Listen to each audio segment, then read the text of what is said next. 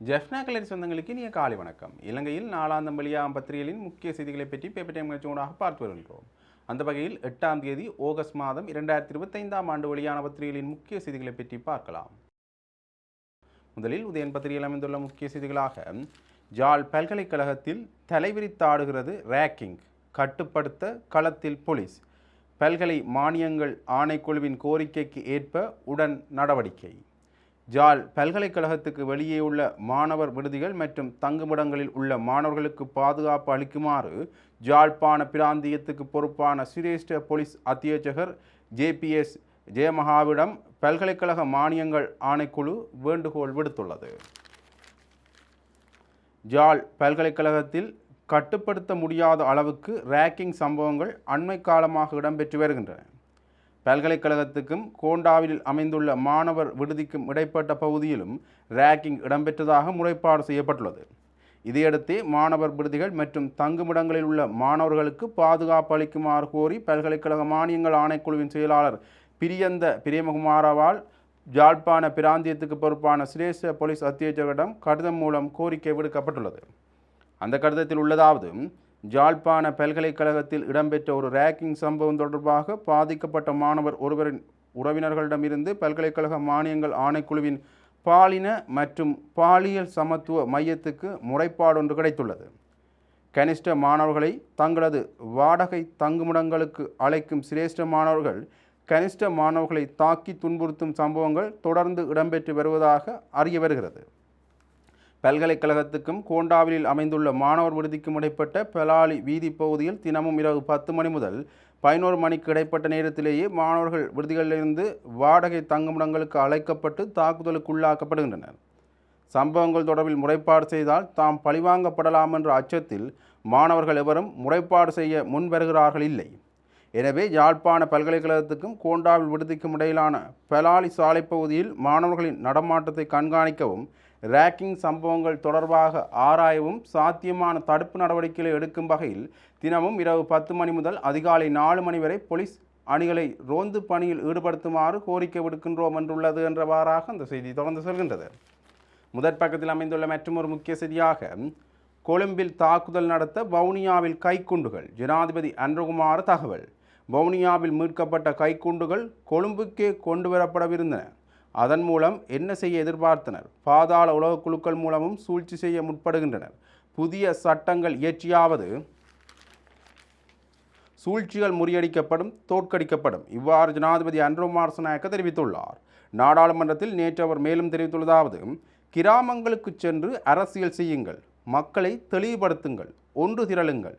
இதற்குரிய முழு சுதந்திரம், உரிமை அனைவருக்கும் உள்ளது. இதற்கு எவருக்கும் தடை ஏற்படுத்த முடியாது, தடை ஏற்படுத்தவும் போவதில்லை. ஆனால் சூழ்ச்சி செய்ய முற்பட்டாலோ அல்லது தமக்கு எதிராக சட்டம் செயற்பட தயாராகும் போது நாட்டில் அராஜக நிலையை தோற்றுவிக்க முற்பட்டாலோ அதற்கு ஒருபோதும் இடமளிக்கப்பட மாட்டாது. கிரிபத் கொடையில் அண்மையில் T56 துப்பாக்கி ஒன்று கைப்பற்றப்பட்டது. இது தொடர்பில் விசாரணைகளை முன்னெடுத்து செல்கையில் வவுனியாவில் 80 கைக்குண்டுகள் கைப்பற்றப்பட்டன. இவை கொழும்புக்கு கொண்டு வரவே திட்டமிடப்பட்டிருந்தன. எனவே இதன் மூலம் என்ன செய்ய முற்படுகின்றீர்கள்? பாதாள குழுக்களை பயன்படுத்தி தோல்வி கண்ட அணிகள் ஏதேனும் சூழ்ச்சி செய்ய முற்பட்டால் அவற்றை தடுப்பதற்கு சட்டம் போதாதெனில் புதிய சட்டங்கள் இயற்றப்படும். இந்த நாட்டை நாம் மீட்க வேண்டும். தோல்வி கண்ட அணிகள் தமது திருட்டை மறைப்பதற்காக சூழ்ச்சி மூலம் நாட்டை பணயமாக பயன்படுத்துவதற்கு இடமளிக்க முடியாது. நாட்டை மீட்பதே எமது இலக்கு. அந்த இலக்கை நோக்கி பயணிப்போம். இதற்கு எதிரணிகள் ஒத்துழைப்பு வழங்க வேண்டும் என்றவாறாக அந்த செய்தி காணப்படுகின்றது. முதற் பக்கத்தில் அமைந்துள்ள மற்றொரு முக்கிய செய்தியாக தமிழர்களுக்கு தேவை சமஷ்டி முறை தீர்வே, மன்னாரில் போராட்டம். இணைந்த வடக்கு கிழக்கு மாகாணத்தில் சமஷ்டி முறையில் தமிழர்களுக்கு அதிகாரம் பயிரப்பட வேண்டும் என்று வலியுறுத்தி மன்னாரில் நேற்று போராட்டம் இடம்பெற்றது. மாந்தை மேற்கு பிரதேச செயலாளர் பிரிவில் உள்ள அந்தோனியார்புரம் கிராமத்தில் நூற்றுக்கணக்கான மக்கள் இணைந்து இந்த போராட்டத்தை முன்னெடுத்தனர். மத்திய அரசாங்கத்தால் கட்டுப்படுத்தக்கூடிய அதிகார பயிர்வும் திரும்ப பெறப்படக்கூடிய அதிகாரங்களும் ஒருபோதும் தமிழர்களுக்கு தீர்வாக அமையாது என்று போராட்டத்தில் ஈடுபட்ட பொதுமக்கள் வலியுறுத்தியுள்ளனர் என்றவாறாக இந்த செய்தி காணப்படுகின்றது. முதற் பக்கத்தில் அமைந்துள்ள மற்றொரு முக்கிய செய்தியாக முன்னாள் ஜனாதிபதிகளின் சிறப்புரிமைகள் ரத்து, சட்டமூலம் சமர்ப்பிப்பு. ஜனாதிபதிகளுக்குரிய சிறப்புரிமைகள் மற்றும் சலுகைகளை ரத்து செய்வதற்குரிய சட்டவரைவு நாடாளுமன்றத்தில் நேற்று சமர்ப்பிக்கப்பட்டுள்ளது. நீதியமைச்சர் ஹர்ஷன நாணயக்காரவால் இந்த சட்டவரைவு சபையில் முன்வைக்கப்பட்டது. இது தொடர்பான தீர்மானத்துக்கு அமைச்சரவை அனுமதி வழங்கி அது தொடர்பான அறிவித்தல் வர்த்தமானி அறிவித்தலிலும் வெளியிடப்பட்டுள்ளது. இதையடுத்து முதலாம் வாசிப்புக்கென நாடாளுமன்றத்தில் சட்டவரைவு சமர்ப்பிக்கப்பட்டுள்ளது என்றவாறாக இந்த செய்தி காணப்படுகின்றது. முதற் பக்கத்தில் அமைந்துள்ள மற்றும் ஒரு முக்கிய செய்தியாக அமெரிக்க வரி விதிப்பு பேச்சு தொடர்கின்றது. தீர்வை வரி விவகாரம் தொடர்பில் அமெரிக்காவுடன் பேச்சுக்கள் தொடர்கின்றன. இறுதி இணக்கப்பாடு எட்டப்பட்டு ஒப்பந்தம் எதுவும் கைச்சாத்திடப்படவில்லை என்று ஜனாதிபதி அன்ரோ மார்சநாயக்க தெரிவித்துள்ளார்.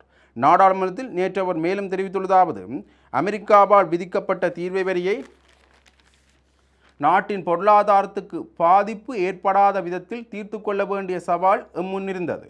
அந்த சவாலை வெற்றிகரமாக எதிர்கொண்டோம். அமெரிக்க தரப்பிலிருந்து யோசனைகள் முன்வைக்கப்பட்டன. அவை கலந்துரையாடல் மட்டத்தில் உள்ளன. இதுவரையில் இறுதி இணக்கப்பாடு எட்டப்பட்டு எந்த ஒரு ஒப்பந்தமும் கைச்சாத்திடப்படவில்லை. எனினும் சில பேச்சுக்களில் முன்னேற்றம் ஏற்பட்டு சில இணக்கப்பாட்டுக்கு வந்துள்ளோம். இறுதி முடிவு எடுக்கப்பட்ட ஒப்பந்தம் கைச்சாத்திடப்படவில்லை. பேச்சுக்களின் பயனாக வரி குறைப்பு செய்வதற்கு அமெரிக்க தரப்புக்கு நன்றி கூற வேண்டும். தீர்வு வரி விவகாரம் தொடர்பில் இலங்கையில் அனைத்து தரப்புகளுடனும் கலந்துரையாடினோம். நாம் தன்னிச்சையாக எவ்வித முடிவையும் எடுக்கவில்லை. 20% வரியை மேலும் குறைத்துக் கொள்ள முடியுமா என்பது பற்றியும் முயற்சித்து வருகின்றோம் என்றவாறாக அந்த செய்தி காணப்படுகின்றது. முதற் பக்கத்தில் அமைந்துள்ள மற்றொரு முக்கிய செய்தியாக தரம் 5 புலமை பரிசில் பரீட்சைக்கு சகல ஏற்பாடுகளும் நிறைவு. 5ஆம் தர மாணவர்களுக்கான புலமை பரிசில் பரீட்சை எதிர்வரும் 10ஆம் தேதி ஞாயிற்றுக்கிழமை இடம்பெறவுள்ள நிலையில் அதற்கான அனைத்து ஏற்பாடுகளும் நிறைவடைந்துள்ளன என்று பரீட்சைகள் ஆணையாளர் நாயகம் இந்திக குமாரி தெரிவித்துள்ளார்.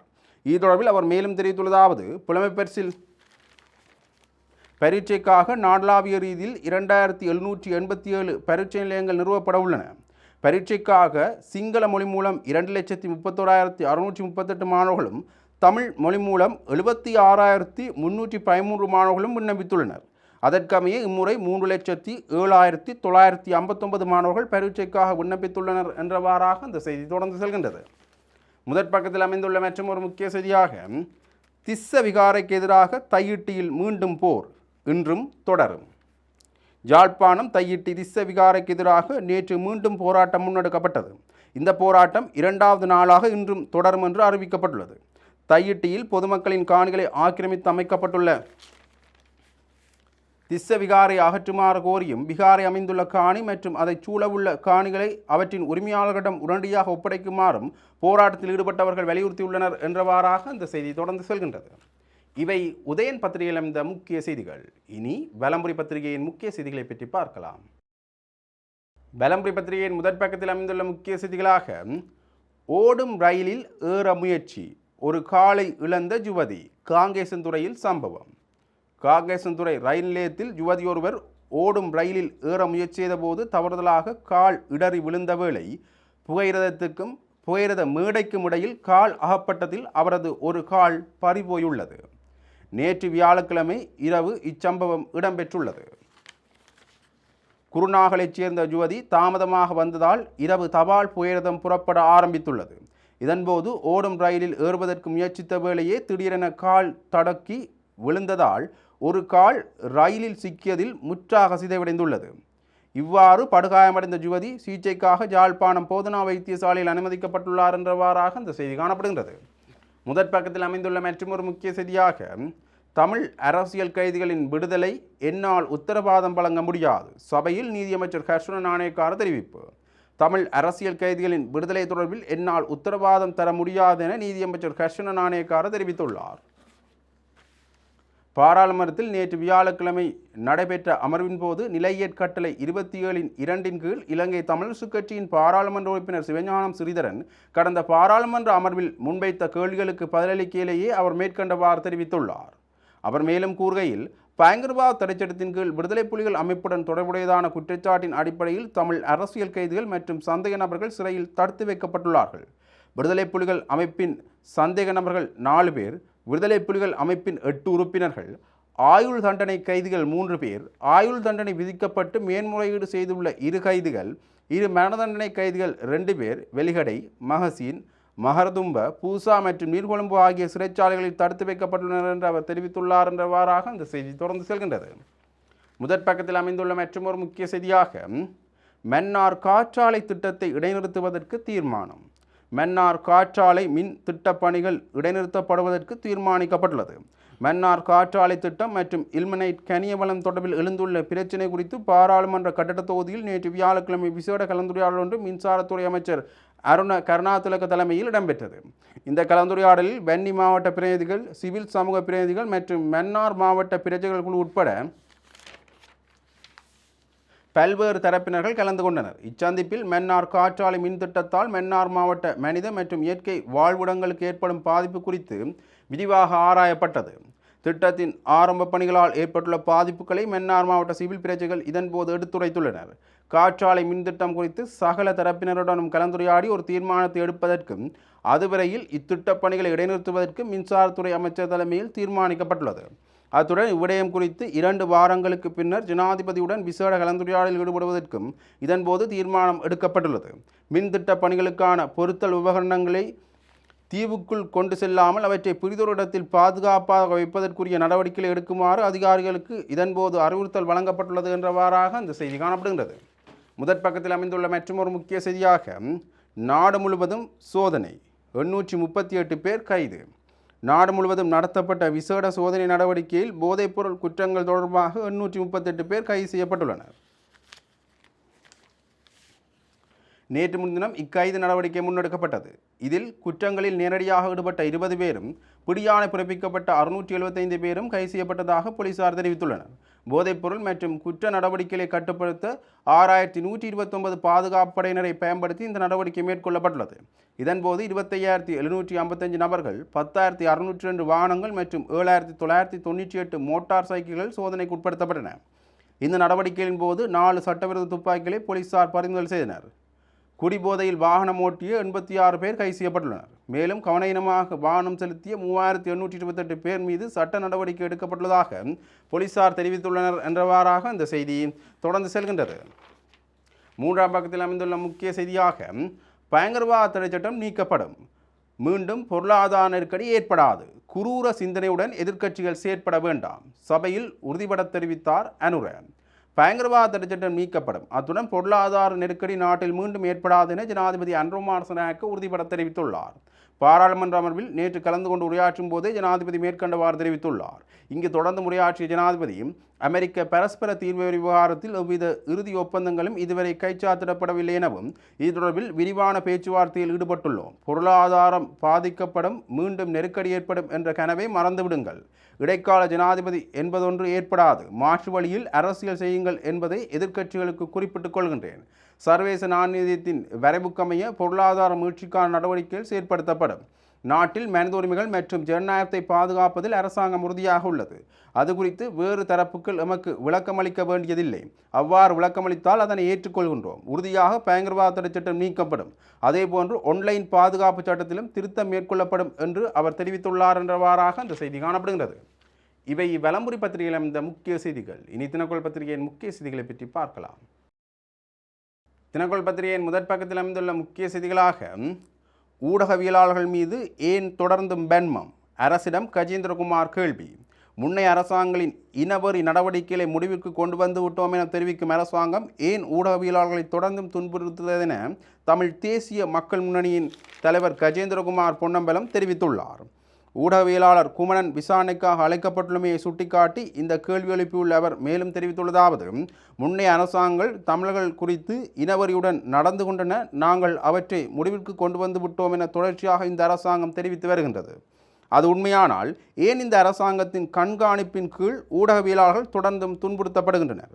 ஊடகவியலாளர் குமணனை அவரது சமூக ஊடக பதவிகளுக்காக விசாரணைக்கு அழைத்துள்ளனர். குமணன் வடக்கு கிழக்கிலிருந்து உருவான மிகவும் நம்பகத்தன்மை மிக்க புலனாய்வு செய்தியாளராக தன்னை தொடர்ச்சியாக நிரூபித்து வந்துள்ளார். மிகவும் உயர்ந்த தர ஆவணப்படுத்தலையும் அவர் முன்னெடுத்து வந்துள்ளார் என்று அவர் தெரிவித்துள்ளார் என்றவாறாக அந்த செய்தி தொடர்ந்து சொல்கின்றது. முதற் பக்கத்தில் அமைந்துள்ள மற்றும் ஒரு முக்கிய செய்தியாக செம்மணிக்கு நீதி கோரி ஆகஸ்ட் 30 அன்று பாரிய போராட்டம்.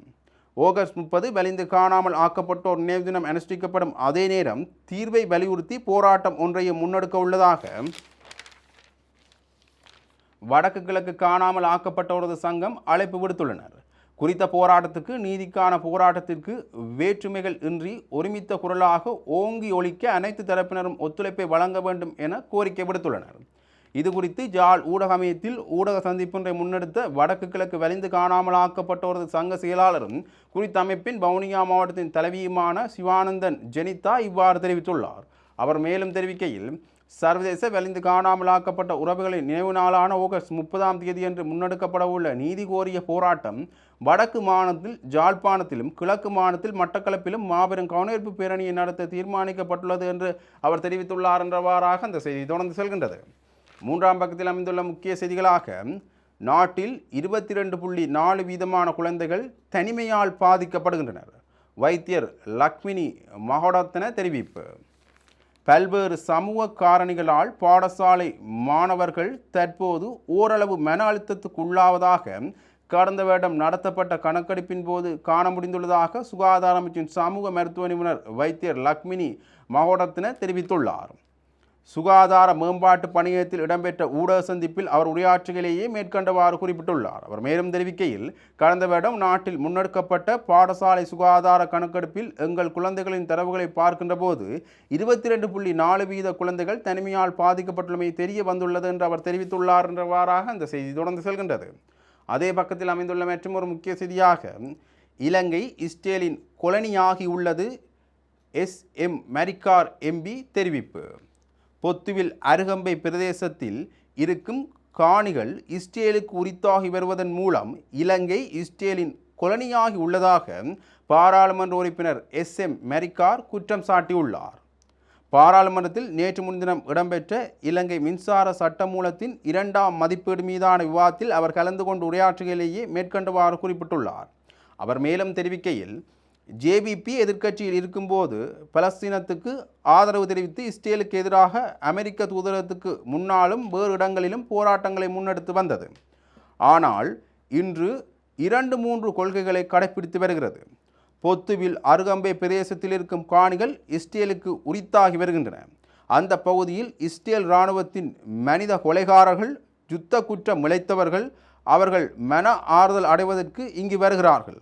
அந்த பகுதியில் ஹோட்டல்களுக்கு இலங்கையர்கள் செல்ல முடியாது, வெளிநாட்டவர்களுக்கு மாத்திரம் என தெரிவிக்கப்படுகின்றது. ஆனால் அரசாங்கம் எந்த நடவடிக்கையும் எடுப்பதில்லை. நாட்டுப்பற்று தொடர்பில் கதைத்து ஆட்சிக்கு வந்த இந்த அரசாங்கம் தற்போது ஒன்றும் செய்ய முடியாமல் இருக்கின்றது என்று அவர் தெரிவித்துள்ளார் என்றவாறாக அந்த செய்தி தொடர்ந்து செல்கின்றது. இவை தினங்கொள் பத்திரிகையில் இந்த முக்கிய செய்திகள். இன்று வெளியான பத்திரிகைகளின் முக்கிய செய்திகளை பற்றி பார்த்தோம். தொடர்ந்தும் பத்திரிகை செய்திகளை அறிந்து கொள்ள பேப்பர் டைம் இணைந்திருங்கள். நன்றி, வணக்கம்.